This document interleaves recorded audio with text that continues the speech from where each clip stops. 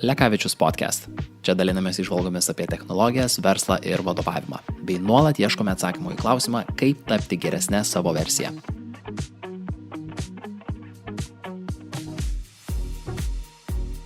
Kai tik gimė mintis įrašinėti podcastą ir pradėjau dėlioti pirminį tokį potencialių svečių pašnekovo sąrašą, Rūta buvo žmogus, bene pirmiausia man šovęs į galvą. Ir kodėl? Tuoj suprasi. Rūta Sudakovienė yra psichologinio ir atletinio rengimo trenerė, sporto psichologijos magistrą turinti edukatorė, iki šiol aktyviai įsitraukusi į įvairias sportinės veiklas tiek kaip organizatorė, tiek kaip dalyvė.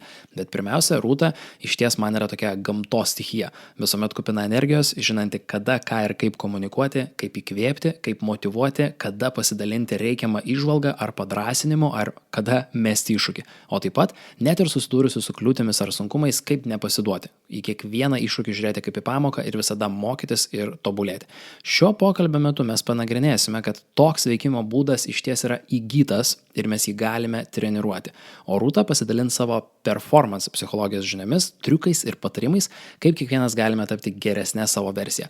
Matysi, nuo streso valdymo iki tikslų kelimo ir nuo asmeninės laimės iki nesibaigiančių ambicijų.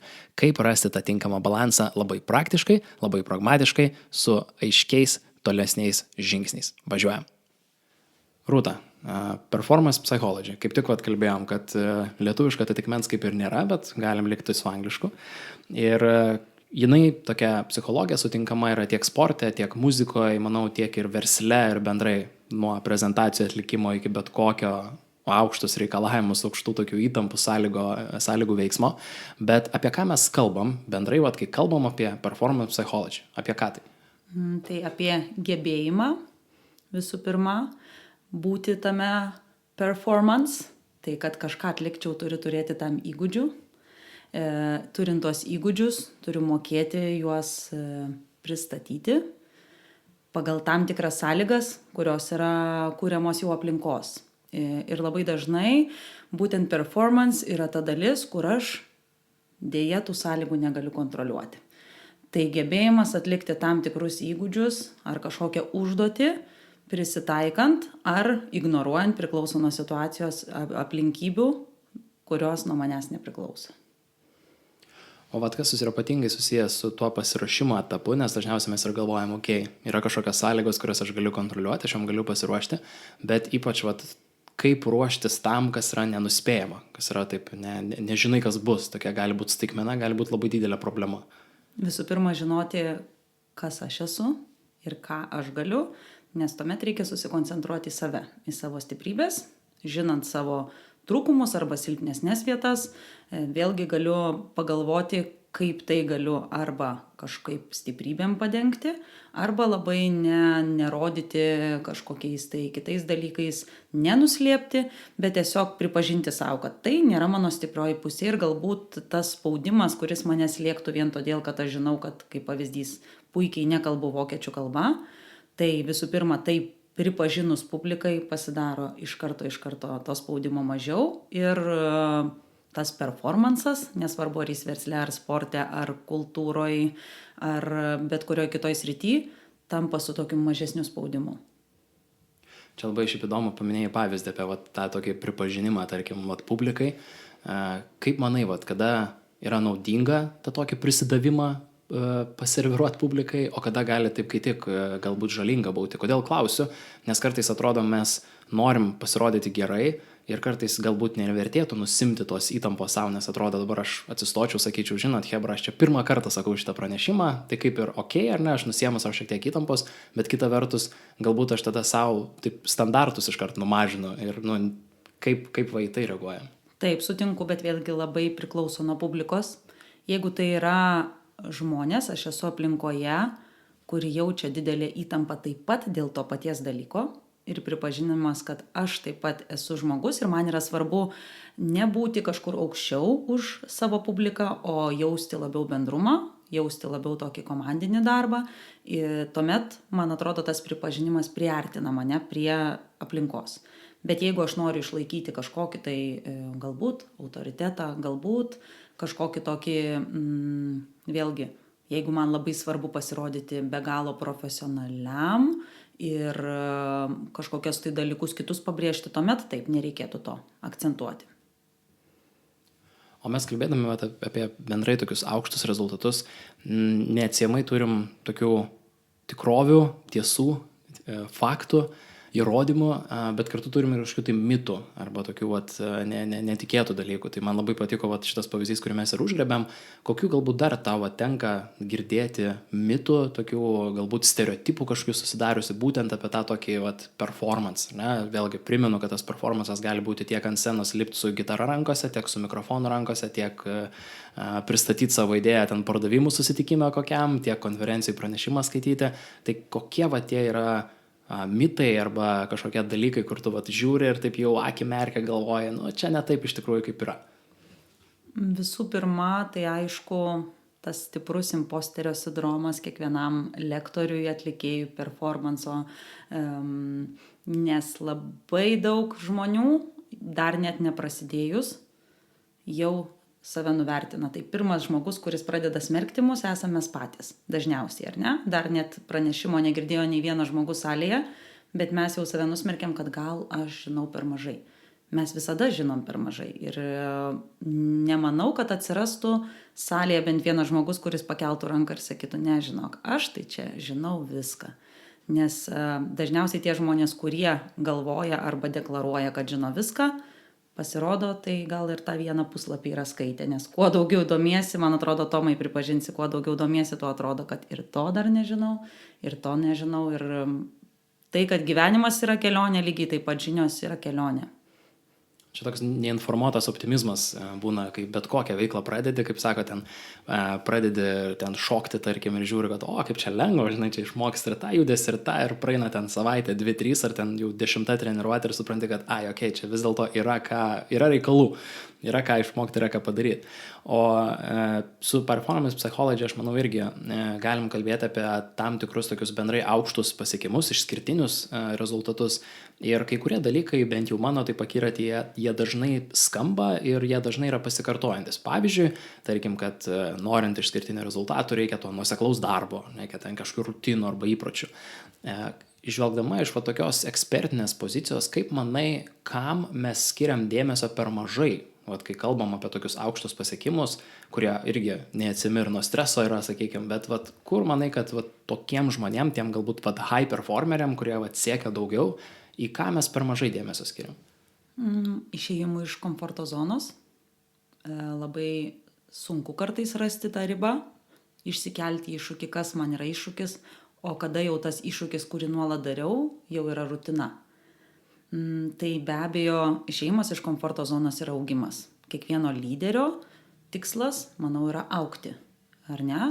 Galbūt kartais greičiau už kitus, galbūt kartais lėčiau, tai niekas nesako, kad visada reikia būti toj grow zone, bet kada mes esam komforto zonai, mes pasiilsim, gaunam jėgų, atsistatom ir tada vėl ateina laikas žengti į tą nekomforto zoną. Tai mano nuomonė, pirmas dalykas yra kelt savo iššūkius net kasdienoje, kada jau jaučiu, kad tampa viskas man įprasta ir patogu.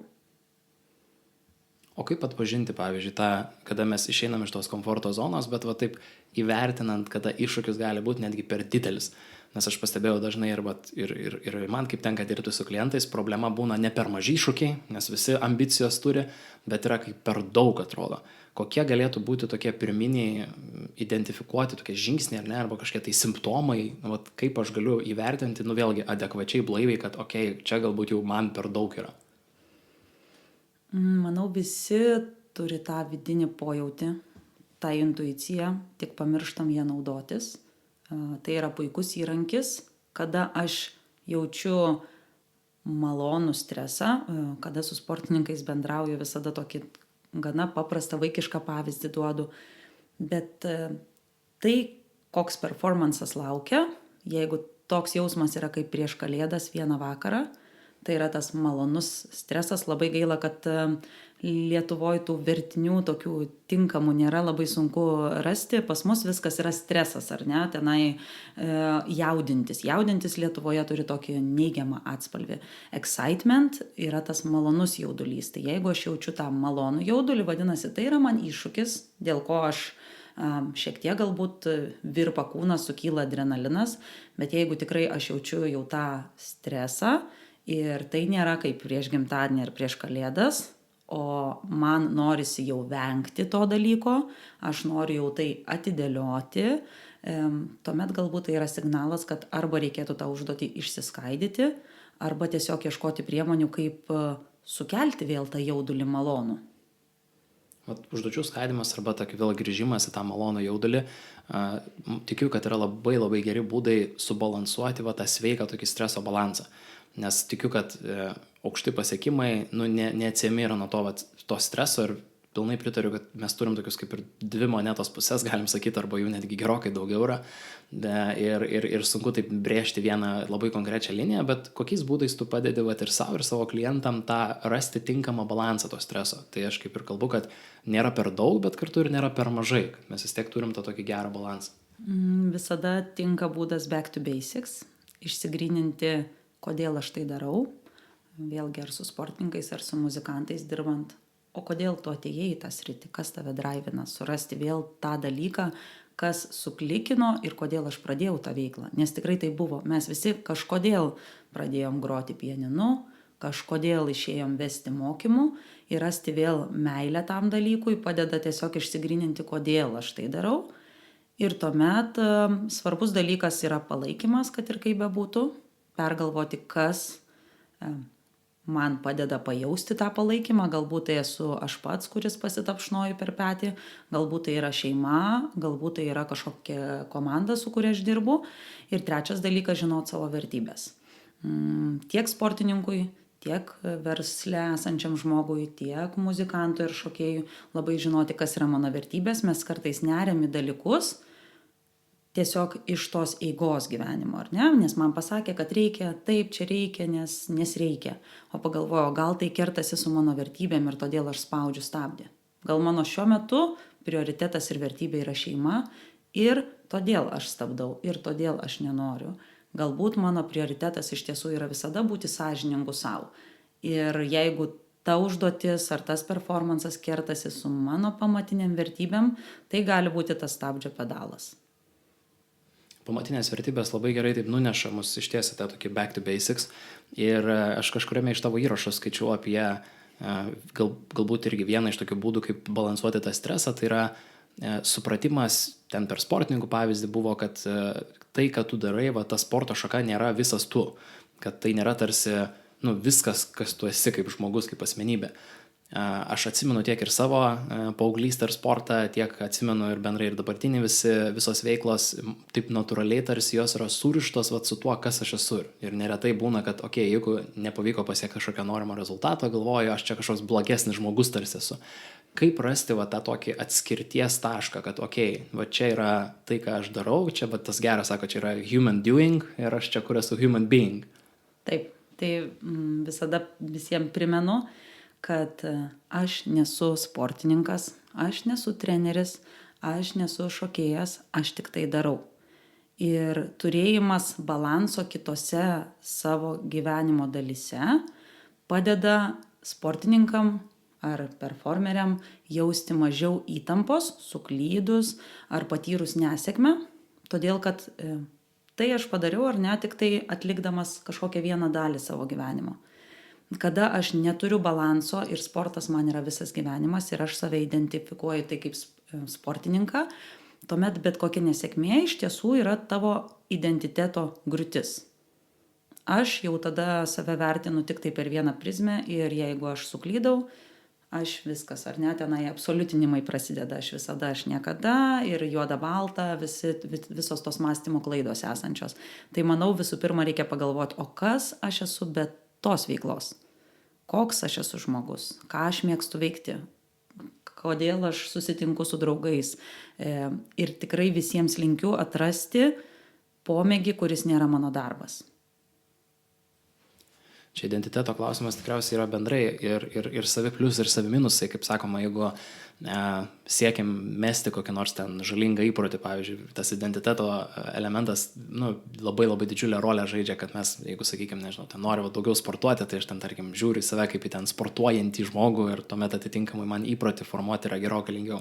Tu užsiminė apie klaidas ir kad jeigu mūsų identitetas nėra tiesiogiai vien tik tai pririštas prie sporto, tarkim, arba prie verslo, arba ten prie karjeros, tada yra šiek tiek lengviau jas išgyventi. Kokių dar yra būdų, kaip mums, tokiais mąstymo rėmais save tarsi įrėminti galbūt kartais išlaisvinti, galvojant apie klaidas, nes klaidos yra neišvengiamas dalykas, bet kai kurios iš jų būna didesnės, skausmingesnės negu kitos. Visų pirma, vėl vienas mėgiamas mano posakis. Pavyzdžiui, sportas yra klaidos ir laimi tie, kas padaro mažiau klaidų.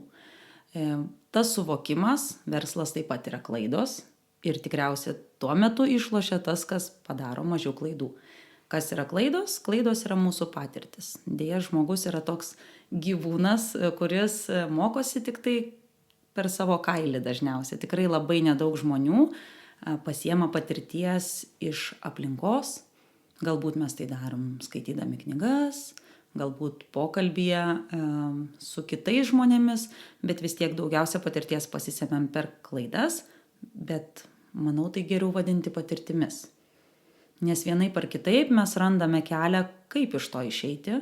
Ir visų pirma, žinant, kokias aš klaidas padariau ir savo tai pripažįstant, tai yra pirmas labai labai geras žingsnis.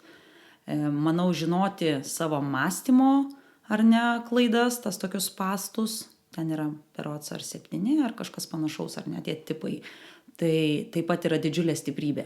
Žinoti savo silpnybės ar savo klaidas yra didžiulė stiprybė ir jėga.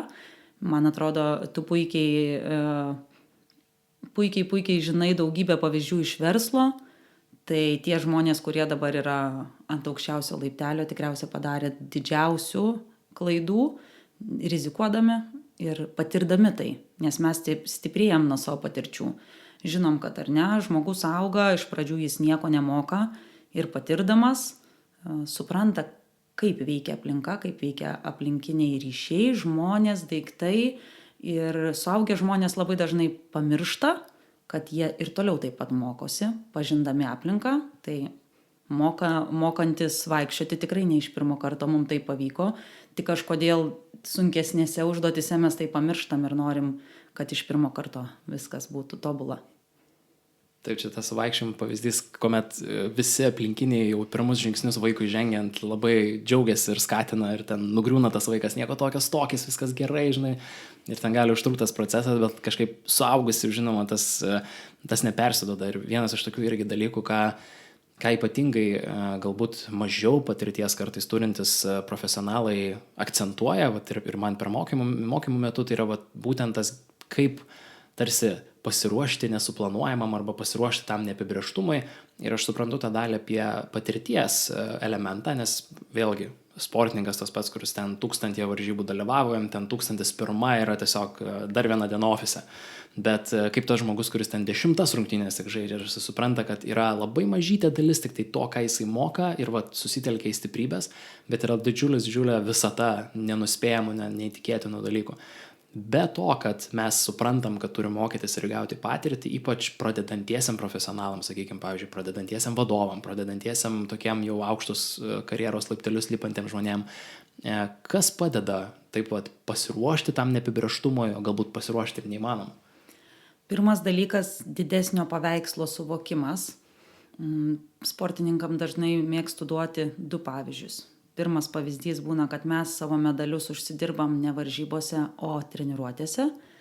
Vadinasi, visų pirma, aš turiu tikrai atidirbti ten, kad galėčiau sakyti, kad man tas performances ar verslo, ar sporto pavyko ar nepavyko. Tai pavyko ar nepavyko ne performanso metu. Tai man pavyko arba nepavyko jau treniruojantis arba tam ruošiantis. Antras dalykas, kalbant apie tą bendrą paveikslą, mėgstu duoti pavyzdį vėrinio karoliukų, kad tas performances tai yra dar vienas karoliukas visoj toj ilgoj grandinėliai, visoj toj ilgoj įvykių grandiniai, ir aš kai suvokiu, kad jis nėra kažkoks didelis akmuo man po kaklu, o tokio pat dydžio kaip bet kokia mano darbo diena, treniruotė, sunkios repeticijos ar bet kas, ir aš matau tą bendrą paveikslą, kad vėliau tai bus toks pat karoliukas, tik aš dabar šiek tiek galbūt daugiau sureikšminu, nes man tai atrodo be galo svarbu. Čia, kaip sakoma, jeigu mastelį pakeisim ir pakankamai toli atitolsim nuo Žemės, tai nieko nematysim nei savęs, nei Žemės, nei Saulės sistemos. Pasižiūrėti tokį didesnį paveikslą. Man labai įdomu iš tiesų visą laiką ieškoti yra, ar tai pačių produktyviausių komandų ar žmonių kažkokius tai bendrus pasikartojimus, bendrus tokius vardiklius. Maždaug, ką daro visi tie, kas yra sėkmingi. Sakydamas sėkmingi, žinoma, turiu tai, kas mums patiems yra sėkmė. Tai nereiškia vien tik tai sportiniai rezultatai ar vien tik tai verslo rezultatai, bet ką tu savo karjeroj pastebi iš tokių tų high performerių, kokios yra galbūt savybės, rutinos, įpročiai, požiūrio, galbūt tie patys kampai, netgi vertybės, kuo juos vienyje visus. Manau, kad atradimas savo tempo, ne vytis kažką nuolatos, bet tiesiog atrasti savo patogų tempą, nes niekas nepasakė, kaip greitai aš turiu nujudėti iki tam tikro tikslo, ar ne? Ir ne veltui tos pasakos apie kiškį ir vėžlį, ar ne, yra. Tai manau, kad labai labai svarbu yra atrasti ne per greitą savo tempą, žinoti visų pirma, link kur tu eini. Tai manau, sėkmingi sportininkai visų pirma, tai bet kokiai treniruotėjai ar varžybom ar rungtynėm išsikelia tikslą. Ir tas tikslas nebūtinai turi būti susijęs su pergale, kadangi stimulas visada yra labai skirtingas. Vėl duosiu galbūt iš sporto pavyzdį, nes man yra lengviau juos greičiau sugalvoti. Sakykime, mano varžovas yra tikrai stiprus, aš galbūt neturiu iš ankstinio nusistatymo, bet esu komandiniai sporto šakoj. Ar aš galiu išsikelti tikslą laimėti? Tikėtina, kad ne, nes ne visus dalykus aš kontroliuoju. Aš negaliu kontroliuoti savo trenerio, kuris galbūt net iš vis manęs neišleis į aikštelę. Negaliu kontroliuoti komandos draugų, kurie gali priimti vienus ar kitus sprendimus, teisėjų sprendimų ir kitų dalykų. Ką aš galiu kontroliuoti? Stiprus varžovas, aš galiu išsikelti savo tikslą. Pavyzdžiui, visas dvikovas galvas stengtis laimėti tose rungtynėse, ar ne? Ir manau, kada aš suprantu, kad išsikėlus savo tinkamus tikslus, kuriuos galiu pasiekti, aš jaučiu tą mokymosi ar performance sėkmę. Tai yra, nepasmerkiu savęs priklausyti nuo visų aplinkybių, bet pasirenku tikslą tokį, kuris priklauso nuo manęs, didumą ar ne, paties tikslo. Ir kitas dalykas, randu tempą. Aš nebūtinai turiu būti per metus ten greičiausias, stipriausias, geriausias metų verslininkas, bet rasti tempą, žinoti savo stiprybės ir pagalvoti, šitų tempų aš jaučiuosi, kad tai yra man iššūkis, bet kartu ir nejaučiu to bėgimo, kad aš kažką vėjuosi. Blogiausias dalykas yra vytis. Manau, kada tu labai gerai žinai savo tempą, tada pasirodo tokia stiprybė psichologinė. Duosiu pavyzdį vienos bėgikės, kuri ji yra ir daugkartinė pasaulio čempionė, ir olimpinė.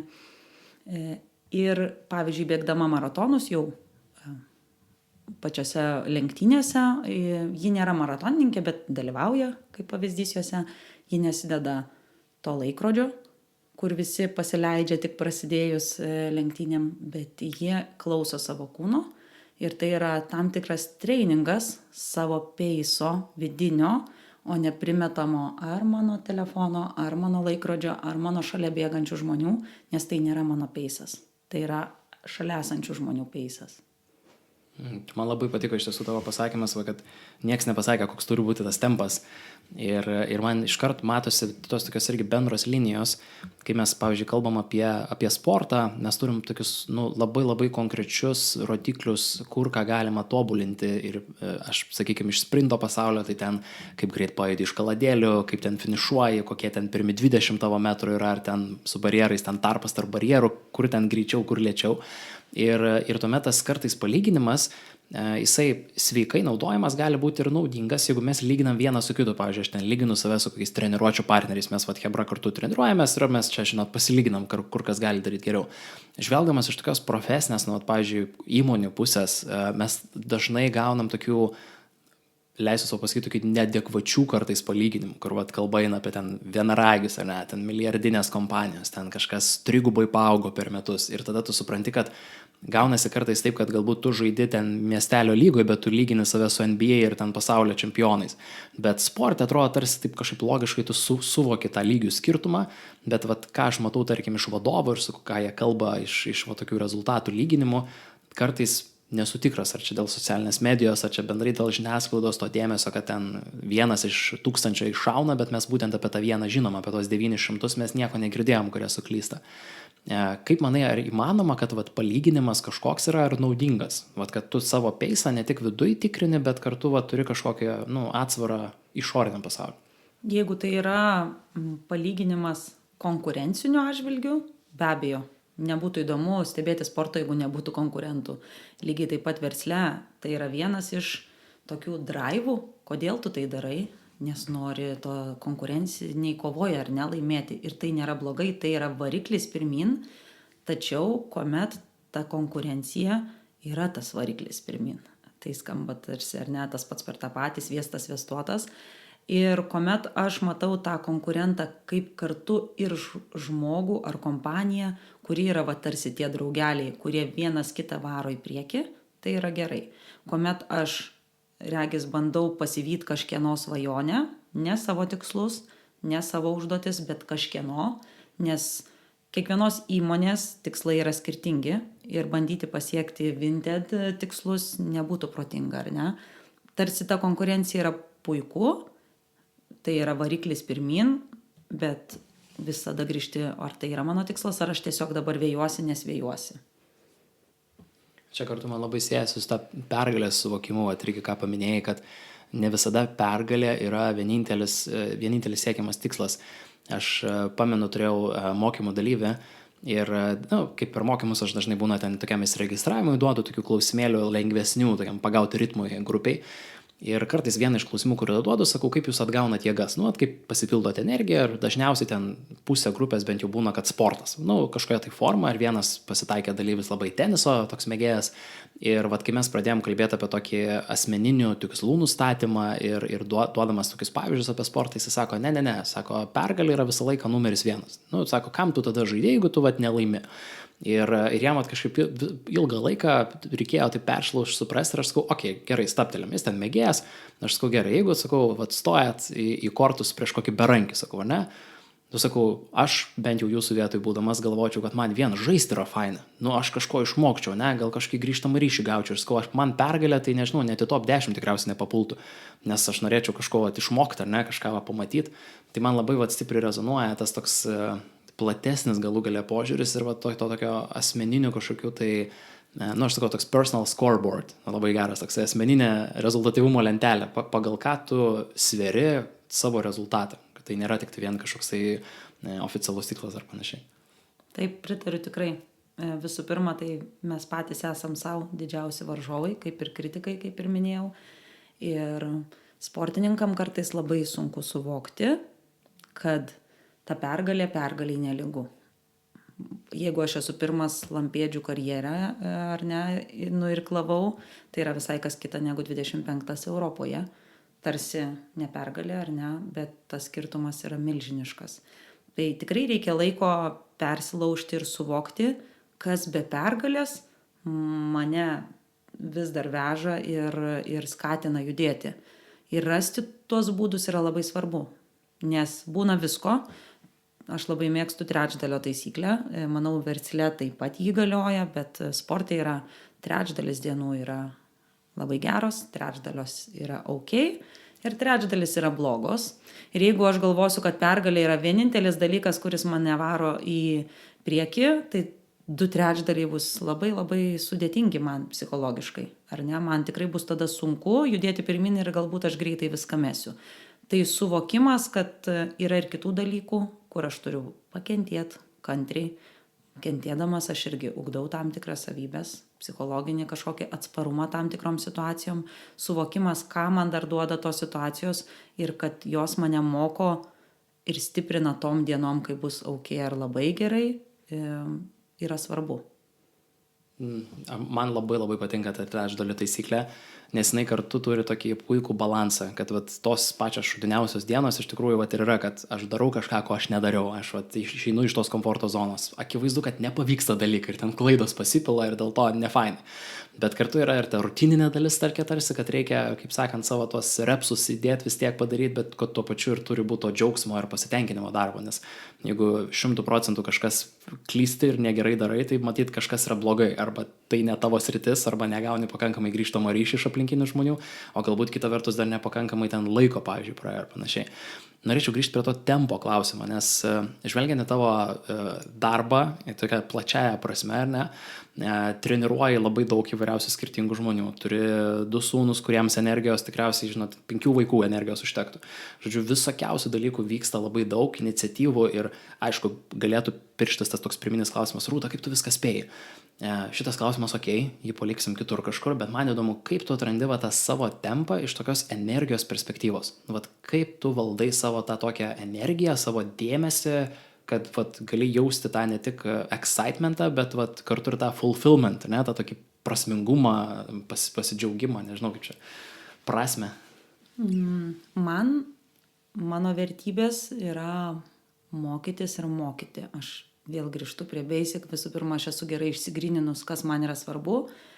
Ir tikrai daug žmonių klausia, ir kaip tu spėjai, ir kam tu dar stoji dar vieną mokslą, ir taip toliau, ir taip toliau.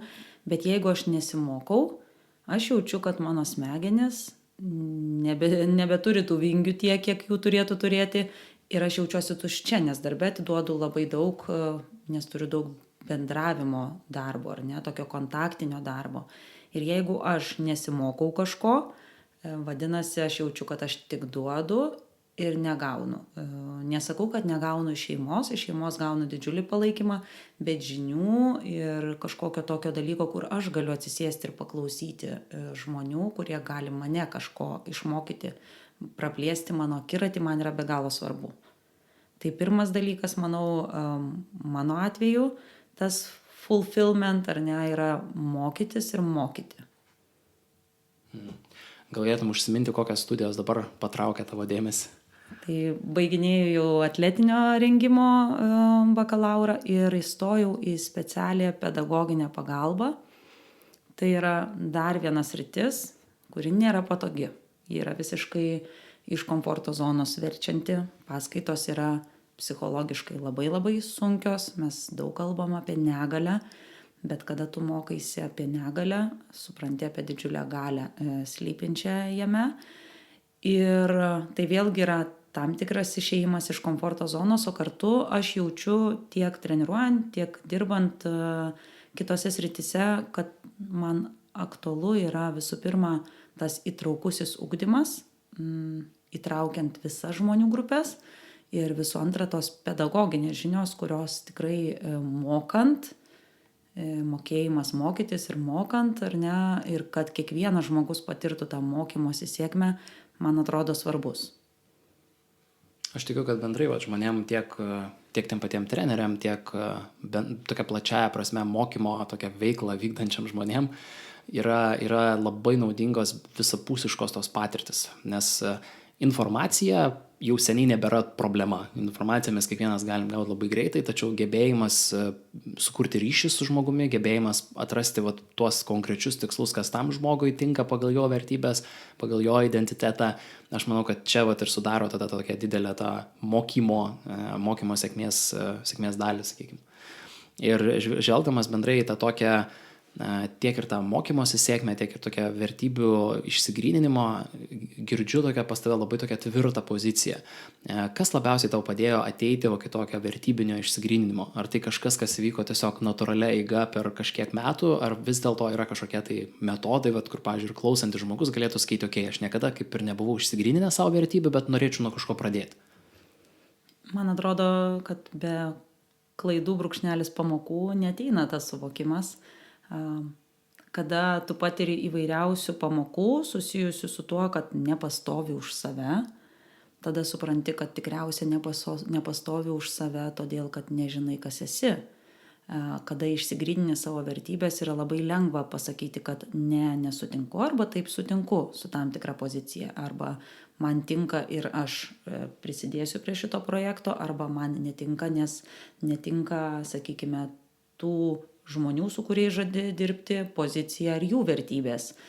Ir tai yra vienas iš dalykų, kuris galbūt kitiem padės išsirinkti, ką nori daryti gyvenime, kaip pasirinkti projektus, kurie tinka ir nenuvils, nes vėlgi mes kiekvienas turim tam tikrų lūkesčių, yra svarbu atsirinkti, kad tie lūkesčiai nebūtų ten ar ne kažkokie tai per aukšti, nes tada ta patiriama patirtis ar nesėkmė ar klaida labai labai smarkiai kirs ar ne per kojas. Kada aš žinau, kokios yra mano vertybės ir kodėl aš einu į šitą projektą, galbūt ne laimėti tenai, nežinau, uždirbti milijono, o praturtinti savo patirtį arba patvirtinti savo tam tikrus dalykus, tada viskas tampa paprasčiau. Manau, kad mano atveju labai labai daug davė vidinės ramybės. Vidinė ramybė ir toks jo identiteto ir gebėjimo savo prioritetus susidėlioti klausimas, manau, yra labai svarbus. Ir tuo pačiu yra svarbu gebėti sureaguoti į kažkokią tai stresinę, netikėtą situaciją čia ir dabar. Tai kalbant apie tokias taktikas, tokius momentinius įvykius, kada yra viena, jeigu aš mėnesį ruošiausi ten kažkokiam tai susitikimui, mes turim tą susitikimą, aš ten jį vedu, aš turiu tą patirtį, kurią esu sukaupęs, arba vyksta varžybos, olimpinis ten koks periodas, ten 4 metus ruošiausi, dabar tą deliverinu, bet kokiais tokiais, žinai, sekundiniais būdais, kaip gali žmogus susitvarkyti su tokiu visiškai netikėtų stresu, kur kažkoks skambutis išmušė iš klumpių, kas įvyko, ne? Įvyko kažkokia tai netikėta situacija, sporte trauma gali būti, kur atrodo, kaip ir galbūt planuoja ir stengiasi išvengti jos, bet vėlgi nutinka. Kaip su tokiais dabar ir čia esančiais stresoriais susitvarkyti, kada tu supranti, kad tau reikia toliau performinti. Dabar klausydamas savęs galvoji, trauma gal ne pats geriausias atvejis, nes nebeperformini tada. Nebūtinai, bet yra taigi medicininių būdų, kur galbūt žiūrint kokią traumą. Jo. Tai kalbant apie tokią gal psichologinę dalį, tada labiau apie, tokiai profesiniai srity, kažkas nutinka, kaip dabar ir čia atgauta tokią kontrolę savo kūno. Aš dažniausiai mėgstu 2 tokias technikas. Viena technika įsižeminimo, kuomet aš pasitelkiu visus savo pojūčius. Tai yra, kaip man sugrįžti save, vėl mėgstu posakį, būti mintimis ten, kur tavo kojos. Tai mano atveju aš pasižiūriu į savo kojas ir tada suprantu, kad, nes mano mintis ten jau būna nubėgusios į kosmosą, į ten po rytojų, kas ten vyks žiūrint koks stresorius, arba nubėgusios į praeitį. Mes nestresuojam dėl dabar, mes dažniausiai stresuojame dėl to, kas buvo, arba galimybių teorija, kas bus, ar ne, kad man nepavyks, ten aš susimausiu ir taip toliau. Tai įsižeminimo technika yra paremta tuo, kad aš būtent savo įjungiu visus pojūčius, tai yra susirandu daiktą ir jį pamatau, kažką išgirstu, tai gali būti ir tyla, bet sportininkam tai dažniausiai yra tam tikri garsai ten, kur jie ar ne atlieka savo tas užduotis, tai gali būti kamuolio daužimas į grindis ar kažkas. Kažką galbūt užuodžiu, dangos kvapas ar konferencijų salėje kavos kvapas, bet kažką, ką aš galiu prisiliesti, tam tikrą materiją. Sportininkam tai dažniausiai yra kažkokia sportinis rekvizitas ar kažkas. Versle tai gali būti stiklinė ir gali būti dar skonis, nebūtinai, bet galbūt iš gertuvės išgerti elektrolitai arba vanduo ar ta pati kava, nesvarbu. Per tuos 5 pojūčius aš sąmoningai sugrįžtu ten, kur dabar esu. Nes šioj situacijai vienintelis geras dalykas, ką galiu padaryti, tai būti čia ir dabar. Kitas būdas, manau, ne vienam žmogui taip pat pasiteisinęs, tiesiog easy peasy lemon squeezy kvėpavimas. Tai man atrodo tiesiog giliai pradėti kvėpuoti. Visi jau seniai žino, kad mes tikrai turime galių tiek užsikelti savo, kaip pavyzdės, širdies susitraukimo dažnį, tiek jį ir sulėtinti. Ir kvėpavimas yra vienas iš tų dalykų. Prieš einant į sceną, tai tikrai ten širdis varo. Nors fiziškai nieko nedarau, galiu stovėti. O širdis pumpuoja jau ten neįprastu ar netempu. Ir tai yra kodėl? Tai yra mūsų minčių galia, tik galbūt ne iš teigiamos pusės kartais, ar ne? Ir lygiai taip pat vadinasi, aš galiu visiškai galvoje sulėtinti savo kvėpavimą, nuraminti kūną ir nuraminti to pačiu ir savo mintis.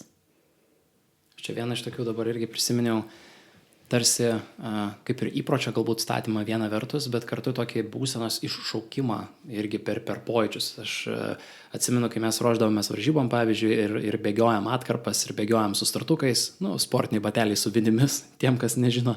Iš esmės visą laiką per treniruotės darydavom tokį judesį, kad tiesiog, paimam su pirštais ir pro tos vinukus taip prabraukiam, ne, taip švelniai badosi, bet taip neskusmingai. Ir tai tarsi būna toksai, dabar treniruotė, aš nesijaudinu, aš jaučiuosi tokia kontrolėje, aš žinau, ką darau ir taip truputėlį po truputėlį. Ir kai tu darai tą kiekvieną dieną ištisus mėnesius, jau kad ateina varžybos, tu natūraliai atrodo kažkaip prabrauki pro tos vinukus ir atrodo, grįžta tos pačios mintis, viskas gerai, aš tam ruošiausi, čia turiu, kontrolę. Aš tą patį kažkur skaičiau apie bendrai ir ypatingai kvapus, pavyzdžiui, ten mokantis, tarkim, kur sako, jeigu kramtai gumą kažkokio tai skonio, tarkim, arba mokaisi ten, tarkim, su kokiu pipirmetės eterinio aliejum kažkur šalia. Ir tuomet, jeigu pavyksta per atsiskaitimą panašią ten gumą kramtyti ar ten kažkokį kvapą užuosti, tarsi irgi smegenis gauna signalą, kad I got this, maždaug aš tą jau dariau daug kartų, čia susiformavęs kažkoks įprotis. Galbūt dar yra tokių panašių praktinių elementų, kurie galėtų padėti žmonėms pasirinkti skirtingai. Tai čia ir nėra jokios magijos, kai sportininkai turi tam tikrus, sako, čia talismanas. Talismanas yra ne jokia magija, bet tiesiog susiformavęs įprotis, kuris man veikia. Vienam rengimasis tam tikra tvarka prieš treniruotę ir prieš pasirodymą jau yra tam tikras ritualas. Tai ritualas nėra magija, tai yra dalykai, kurie man veikia. Vienam reikia prisiliesti prie savo aprangos, tai yra įpročiai, kurie man padeda jaustis kaip praktikuojantis.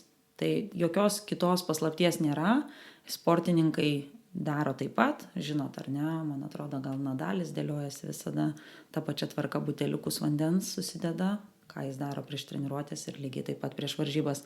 Ir tai nėra kažkokia magiškas vanduo ar kažkas, o tiesiog ženklas smegenim, kad tai yra tokia pati treniruotė. Kad tai yra toks pat įgūdžių, kuriuos aš daugybę kartų kartojau, tiesiog patvirtinimas, ar ne, kad aš šitą tikrai žinau. Čia ta praktika arba treniruotė, manau, yra fantastiškas pavyzdys, kaip galima brėžti tokį tiltą tarp sportininkus, aukšto lygio sportininkų ir to pačiu profesionalų, kurie siekia tų išskirtinių rezultatų.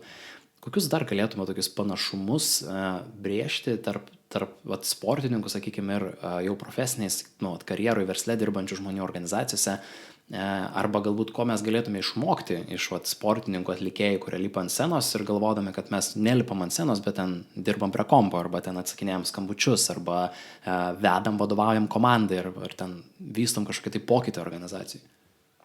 Kuo panašu? Panašu visų pirma tuo sunkiu procesu, kuris yra pernelyg nuvertinamas. Daug kas ar ne yra sakę, kad ten Lionelis Messi yra ten vienos nakties žvaigždės taiga pasidarė, bet jam reikia 18 metų dirbti, kad jis būtų tas vienos nakties žvaigždė. Arba Boltui reikėjo 4 metų, kad jis išbėgtų iš ten tų 10 sekundžių. Tai lygiai taip pat versle. Visi nori greito to, ar ne, rezultato. Bet iš tiesų ten yra daug nematomo ir sunkaus, nuoseklaus darbo. Tai čia yra, manau, pats pirmas dalykas, kad visi mato tavo rezultatus ir nedaug kas žino, kiek daug tenai yra to prakaito tiesioginio ar netiesioginio išlieto. Tai, manau, pirmas panašumas yra tas sunkus, nematomas darbas. Kiti dalykai, taip, būtent tas mokėjimas atskirti save nuo dalykų, kurie yra nekontroliuojami. Tiek sporte, tiek versle yra daugybė dalykų, kurių aš negaliu pakeisti. Negaliu pasirinkti konkurentų, negaliu įtakoti rinkos kažkokiu, daryti įtaką rinkos kažkokiam veiksniam, negaliu daryti įtakos galų gale orui, jeigu mano verslas yra susijęs su oru ir taip toliau. Lygiai taip pat ir sporte. Aš negaliu tam tikrų dalykų kontroliuoti ir žinant savo stiprybės tiesiog prisitaikyti prie tų veiksnių.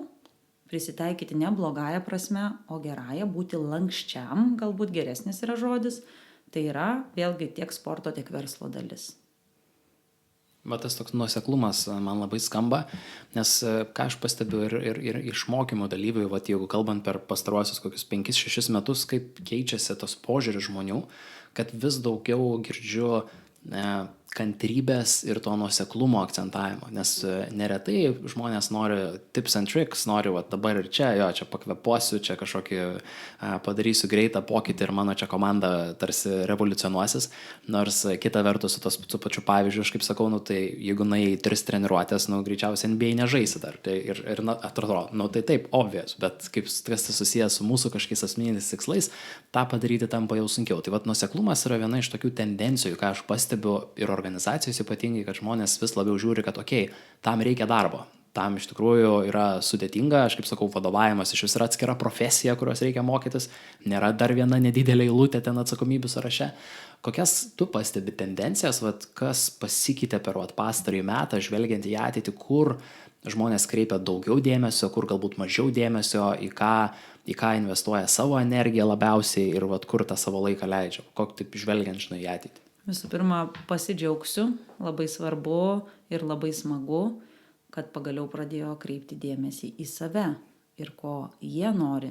Tas suvokimas, kad tu bet kada gali keisti savo profesiją, bet kada gali mokytis kažko, yra labai džiugu ir aišku, galbūt tai jau kartais ir kažkoks išpūstas reikalas, bet ta psichologinės būsenos paieška ar ne ir kreipimas dėmesio į savo mental health yra dabartinė tendencija, tikrai matom. Jeigu, sakykime, ta pati sporto psichologija prieš 10 metų tai buvo labai taip toksai pavieniai ar ne, žmonės iš vis apie tai girdėjo, dauguma trenerių sakė, man tikrai nereikia, aš pats galiu pašnekėti su savo sportininkais, tai matom tą tendenciją, kad jį keičiasi ir kad tikrai tas suvokimas, kad 80% yra mental, yra jau visiems suvokiamas dalykas, o ne kažkas nuleista iš kosmoso.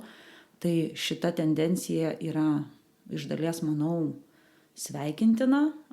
Tai galbūt kartais nepatogu tiem patiem vadovam, kada darbuotojai gerai žino, ko jie nori ar ne, ir rūpinasi savimi ir sako, ne, vis dėlto aš penktadienio vakare nedirbsiu, nes aš noriu pailsėti, ar ne, bet iš kitos pusės geras vadovas supras, paimsiu pavyzdį vėl iš sporto, kad jėga auga ne tada, kai mes keliam štangą, o tada, kai po kelimo ilsimės, ar ne? Tai lygiai taip pat geras darbuotojas tikrai padaro nuostabių dalykų tada, kai jis yra pailsėjęs, ar ne? Tai manau, kad tokios tendencijos yra didžiausios, kurias aš pastebiu. Tas susitelkimas į save be jokios abejonės, čia dažniausiai toks overlooked dalykas, ypač kai žmonės pradeda, pavyzdžiui, kalbėti apie, su to pačiu mental susiję, kad pradeda kalbėti apie strategiją, taktiką, diegimą, įpročius, bet prieš tai neturi vietoje savo vertybių, savo požiūrio, galų gale tų tokių asmeninių tikslų, kas iš tikrųjų yra svarbiausia. Ir net kartais aš iš klientų, matau tokį sumišimą, kai maždaug kaip suprasti asmeniniai tikslai, tai, su vadovu iškėlėm asmeninius tikslus, parašyti mano ten pareigybėse mano asmeniniai tikslai, sakau, tau kaip, daugiau, platesniam kaip žmogui, ne tik, kaip ten tos siauros ryties profesionalui. O kalbant apie tos, profesionalus ir ypač žmonės, kurie siekia daugiau, kurie turi tų didelių ambicijų, kurie turėdami tas didelės ambicijas kartu supranta tą tokį savo ribotumą, kokį palinkėjimą galėtum pasakyti jam, ieškant to tokio optimalaus balanso tarp gyvenimo laimės, pasitenkinimo, bet tuo pačiu ambicijos ir žvilgsnio į ateitį? Visų pirma, kvėpuoti. Tai galbūt susijęs su tuo, kad nepamiršti pabūti čia ir dabar, kad ir kaip tai labai nuvalkiotai skambėtų, bet mes prieš 5 metus tiesiog svajojom būti šioje akimirkoje. Net nepastebėm, kaip pasiekėm tų tikslų, ar ne, tai nepamiršt pasidžiaugti to mažom pergalėm. Galbūt mano svajonė, ar ne, ten kažkada buvo turėti tam tikras pareigas, man dabar tai atrodo tiesiog kasdienybė ir aš pamirštu pasidžiaugti. Labai mėgstu pratimą tiek duoti sportininkam, tiek performeriam, ar ne, kada dirbam. Prisiminti save tada, kai pradėjom tam tikrą veiklą, tai sportininkam tai dažniausiai būna labai jauno amžiaus vaikas, kada pradėjo kažką ar nesportuoti. ir ką pasakytum, kaip padrasintum, ką palinkėtum tam žmogui, kuris dar tik pradeda ir dar nėra toje vietoje, kur esam užaugę mes dabar. Ir tada galiu pamatyti tokių svarbių įžvalgų, kas man tame kelyje pasirodė svarbu ir nepamiršti prisiminti tą kelią, kad jis nebuvo lengvas, kad jis nebuvo paprastas, bet jis visiems nebūna nei lengvas, nei paprastas, bet tai vėlgi šiek tiek gražina į tą tokią kasdienybę pasidžiaugti, nes mes dažnai esam tiesiog rat race, ar ne? Ir dar šito nepadariau, ir dar šito, tai mes niekada nebūsim tam taške, kur viską padarė, išvertė bambą ir ilsėsimės. Jeigu tu esi tas ambicingas ar ne žmogus, apie kurį tu kalbėjai, tas lyderis, visada rasiu aukštesnį kalną, visada rasiu viršukalnę, į kurią dar neįlipau. Bet pabūti toje akimirkoje, kur užlipau į tą kažkelintą kalną, pakvepuoti ten, patapšnoti savo per petį yra tikrai svarbu.